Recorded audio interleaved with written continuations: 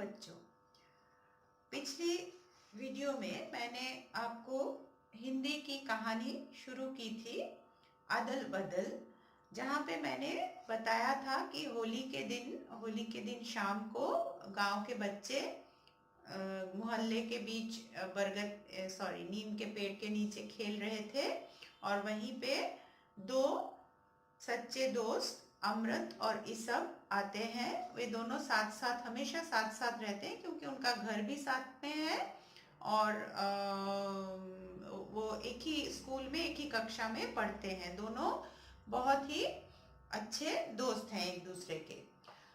अभी ऐसा होता है कि दोनों के कपड़े बिल्कुल एक समान होने के कारण दोनों को मोहल्ले के बच्चे चिढ़ाने लगते हैं और फिर चैलेंज कर देते हैं कि एक दूसरे में लड़के भी दिखाओ कि तुम लोग बराबर के हो या नहीं। दोनों जब मना कर देते हैं तो फिर अमृत को फिर एक थोड़ा शैतान लड़का रहता है कालिया, वो उसको उकसाता है और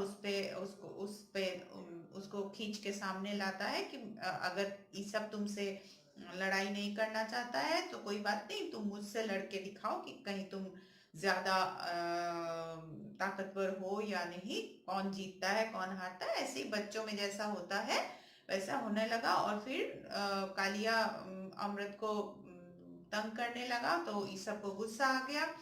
फिर वो कालिया पर झपट पड़ता है और फिर दोनों में इतनी मारपीट होती है। इस सब उल्टा कालिया को इतना मार देता है, मार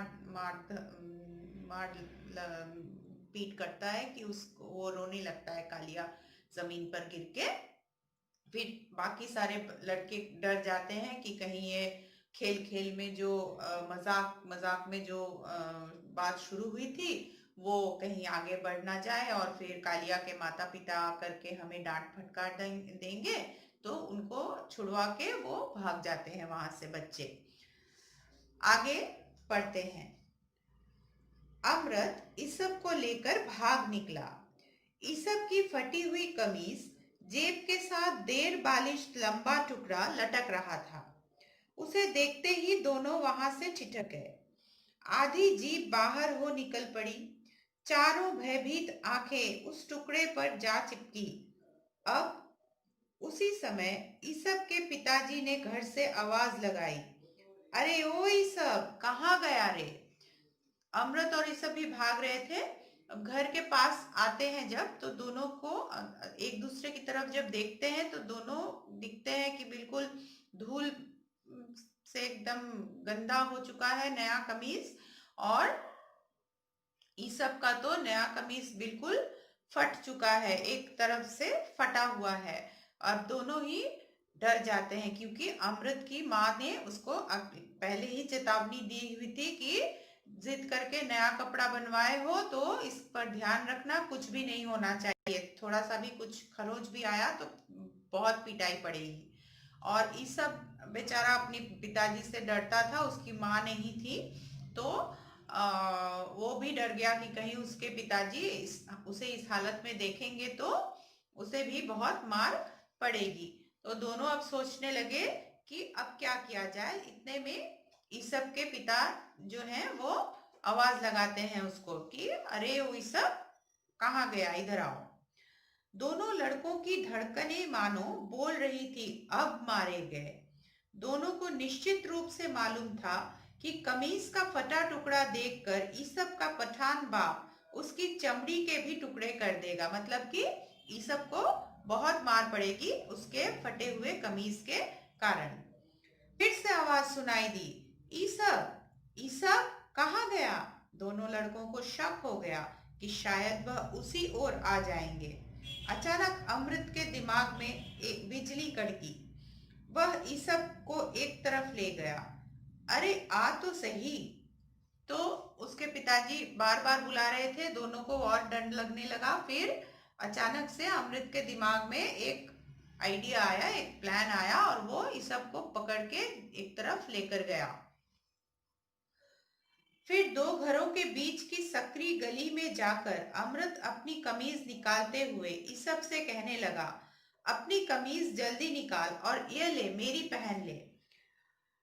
ईसब तो भौचक्का रह गया और बोला, तुम, मैं तेरी पहन लूंगा, अदल बदल कर लेते हैं, जल्दी कर, कोई देख लेगा।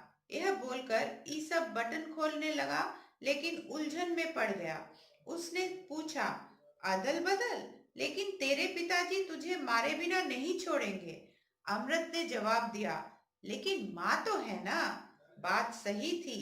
ईसब ने कई बार देखा था, पिताजी की मार से बचने के लिए अमृत अपनी माँ के पीछे छिप जाता था। हाँ, माँ से भी एक दो चपत मिल जाती थी, लेकिन वह तो उसे गुड़ जैसी मीठी लगती थी। ईसब ने झट से अपनी कमीज निकाल दी और दोनों ने एक दूसरे की पहन ली। अब अमृत ने ईसब को बोला, गली के अंदर लेकर गया और उसको बोला, जल्दी अपनी कमीज उतारो और तुम्हारी कमीज मुझे दो, मेरी कमीज तुम पहन लो। अब ईसब तो बिल्कुल घबरा गए, बोले, अरे तुम अपनी कमीज दे रहे हो और मुझे मेरी फटी हुई कमीज तुम पहनोगे, तुम्हें भी तो मार पड़ेगी। तो अमृत कहता है कि नहीं, कोई बात नहीं, मैं मार पिताजी जब मारने आएंगे मम्मी के पीछे छिप जाऊंगा। आप भी ऐसा ही करते हो। तो मम्मी मारती है, डांटती है, सब कुछ है, लेकिन मम्मी वो का जो मार है, डांट है, फटकार है, वो हमें उतना नहीं हमें उतना बुरा नहीं लगता है, क्योंकि हमें पता है कि वो माँ का जो डांट फटकार में भी माँ का प्यार छिपा हुआ रहता है। वो गुस्से से नहीं मारती है, ज्यादातर वो प्यार से ही मारती हैं। क्यों? और पिताजी जो है वो थोड़े वो जरा गंभीर प्रकृति के होते हैं, गंभीर होते हैं, तो वो थोड़ा ज्यादा कड़क होते हैं, तो उनसे ज्यादा डर लगता है। लेकिन माँ जो है, माँ से कुछ भी कह सकते हैं, माँ से कुछ भी मांग सकते हैं। माँ माँ माँ ही होती है। माँ का एक अलग ही मतलब नेचर होता है, उनका अलग ही स्वभाव होता है, जो बच्चों को माँ से बिल्कुल चिपका के रखता है। माँ का स्नेह ही ऐसा होता है। तो उसने बोला, अमृत ने बोला, कोई बात नहीं, मुझे अब जब पिताजी मारने आएंगे तो मैं माँ के पीछे छिप जाऊंगा, मैं माँ मुझे बचा लेंगी। तो माँ भी तो मारेगी, तो माँ दो एक चपट मार देगी, तो कोई बात नहीं, वो तो ठीक है, वो उससे कुछ प्रॉब्लम नहीं होता है। तो फिर दोनों ने अपनी शर्ट एक दूसरे की अदल बदल कर ली। दोनों गली से बाहर निकलकर डरते डरते अपने घर की ओर चलने लगे और घर पहुंच गए। दोनों का दिल डर के मारे जोर जोर से धड़कने लगा। पर त्योहार का दिन था, होली की चहल पहल थी। अमृत के माँ ने थोड़ा सा गुस्सा दिखाकर माफ कर दिया। सुई धागा लेकर कमीज के फटे हुए हिस्से को भी सिल दिया। इसके साथ ही दोनों बच्चों का वह डर और संकोच दूर हो गया। दोनों के दिलों में अपूर्व आनंद था। इतने में किसी रहस्य वाले लड़के ने इनके आनंद को उड़ा दिया। आंख मिचकाते हुए बोला, क्यों अदल बदल? अब तो सभी लड़के उन्हें चिढ़ाने लगे। क्यों रे अदल बदल? मतलब कि अमृत घर गया, ये सब भी घर गया, तो उसके पिताजी को तो उतना कुछ मालूम नहीं पड़ा, क्योंकि दोनों के कमीज एक ही समान थे। लेकिन अमृत के माँ ने देखा कि उसकी कमीज फटी हुई है, तो वो उन्होंने उसे थोड़ा सा डांट फटकार दिया और फिर सुई धागा लेकर उसको सही भी कर दिया कमीज को।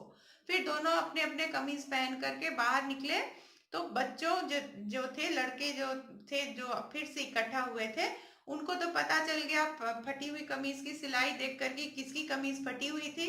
तो दोनों को देख करके पता चल गया कि इन्होंने अपनी अपनी कमीजें अदल बदल कर ली है, और तो उन्होंने उनको फिर से चिढ़ाना शुरू किया कि अब तो वाकई में ही इन तुम दोनों का नाम अदल बदल हो गया।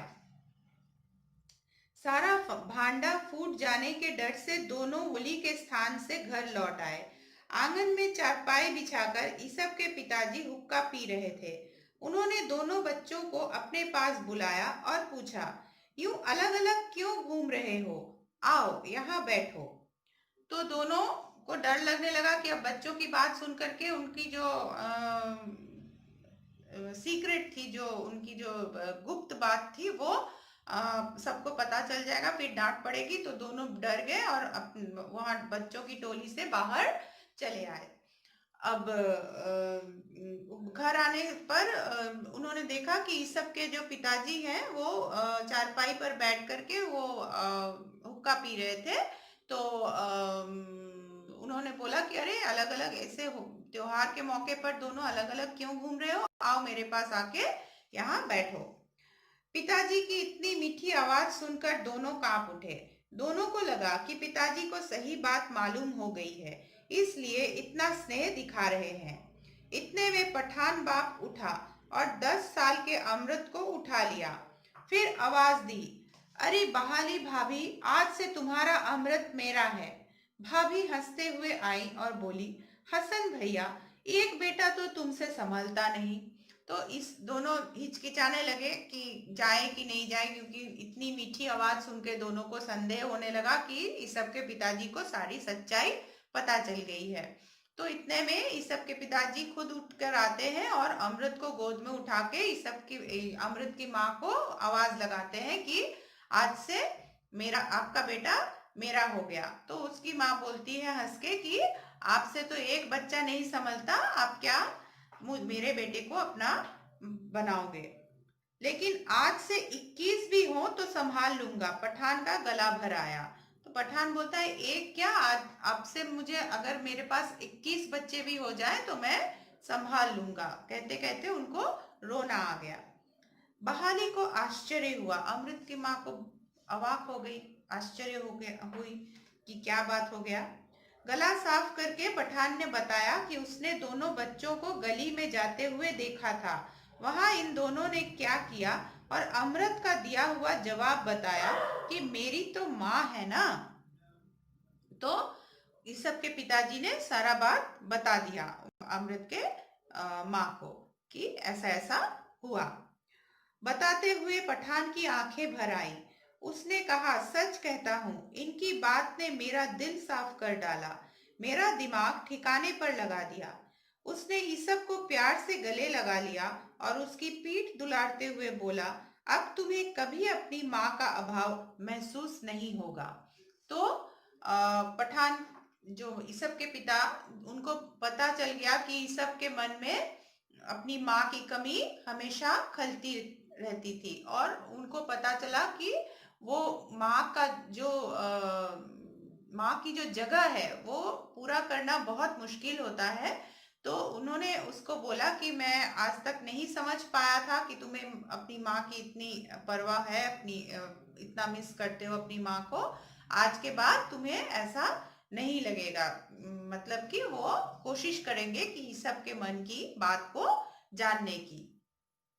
सभी इन बच्चों का परस्पर प्रेम देखकर दंग रह गए।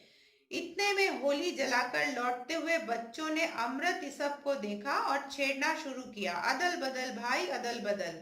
अब अमृत और ईसब खुश हुए और मुखिया ने उनके नाम की ऐसी घोषणा की मानो नए नाम का खिताब दे रहा हो। आज से अमृत का नाम अदल और ईसब का नाम बदल रखा जाए। गांव के सारे बच्चे खुश हो गए और आवाज गूंजी, अदल बदल भाई अदल बदल। तो होली मनाते हुए सब वापस आ गए होलिका जला करके, और तब दोनों को देख करके सब फिर से अदल बदल चिल्लाने लगे। तो गांव के मुखिया को भी पता चल गया कि क्या घटना घटी थी और उन्होंने भी पूरे गांव में ऐलान कर दिया कि आज से अमृत का नाम अदल और ईसब का नाम बदल। और फिर सभी बच्चे खुश हो गए। अमृत और ईसब के मन से डर भी दूर हो गया कि उनकी जो सच्चाई है वो कहीं बाहर ना निकल आए, उनको डांट ना पड़े। सभी को सब सच्चाई मालूम पड़ गई। सभी खुश थे। सभी इनका आपस में जो प्रेम, आपस में जो प्यार, एक दूसरे के प्रति दोस्ती, ये देखकर सबको बहुत आश्चर्य हुआ। सब बहुत खुश भी हुए और सभी जोर जोर से फिर से चिल्लाने लगे, बच्चे खासकर, कि अदल बदल भाई अदल बदल। तो ये थी अदल बदल कहानी। आप इस कहानी के जो शब्दार्थ हैं पाठ के पीछे, उसको कॉपी में नोट डाउन कर लीजिएगा। आगे हम प्रश्न उत्तर भी दे रही हूँ, उनको भी लिख लीजिएगा।